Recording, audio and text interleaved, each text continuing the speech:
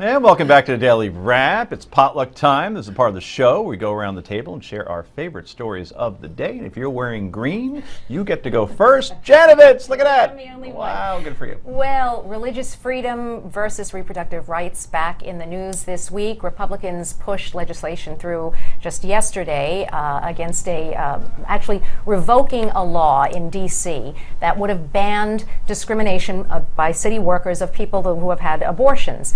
And this was basically symbolic because this legislation is to go into effect tomorrow. The law takes effect tomorrow unless Congress votes to ban this law, and the president agrees, signs off on it, which is likely not to happen. Now, the White House is saying that this will give employees the cover to fire people if they have abortions.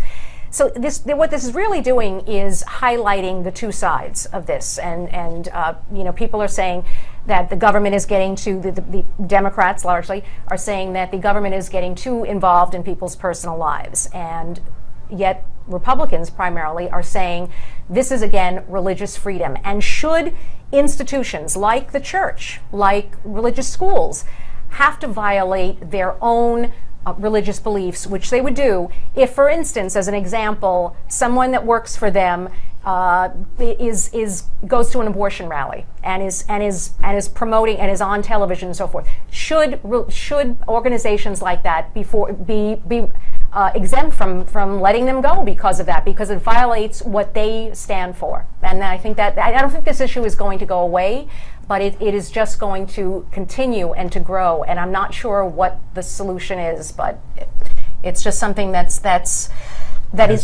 to be an issue also in the 2016 That's race. not religious freedom. Religious freedom is not getting to fire somebody because they do something that offends your religion.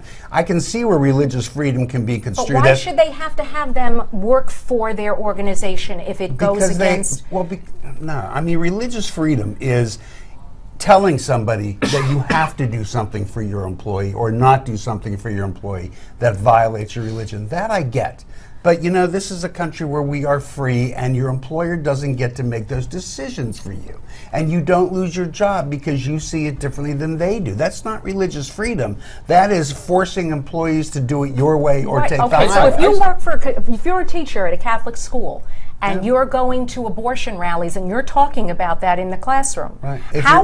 Wait. Talking about it in the classroom would be different because the school itself sets up the syllabus. They set up what you teach. So if you're violating that, then they could fire you. I support the fact that businesses should be able to make private businesses should be able to make decisions about firing or hiring whoever they want, irregardless of views or anything like that. I think this, like you said, this is a generational and societal issue. It's not a legislative issue. I think that. Right now, we have a generational shift. My generation and younger are more socially liberal, even fiscally more conservative, though. So, whereas your generation is very polarized, whereas pro-life, pro-choice. So, I think it's a shift as my generation gets older and steps into the voting pool. Would have been much better if you had said my generation. Sorry, your generation. That's like way generations back. If anybody's thinking of going on a date with Carl Higbie, the whole fiscally conservative thing should be very, very troubling. And by the way, why is Congress wasting more time and our money passing laws for things that they know can't get through? Well, I just think want to point this was that just out. symbolic, but of course. Okay. Let's waste our time on symbolic gestures. Speaking of waste, it's my turn now. I'm going to tell you a little story what happened to me yesterday as I was trying to get to work. Now, as I've said, I'm from Jersey, and you don't want to drive through the Lincoln Tunnel if you can help it because it gets bottlenecked, it's called. So there's a place about 10 minutes that way called Secaucus, where they have this train station that you can park at, and it gets you into the city, zip 13 minutes, never any traffic, $4, nice and easy. So I pull up to the Secaucus train station, and I attempt to park, as I always do. And the guy in the lot says the lot is full.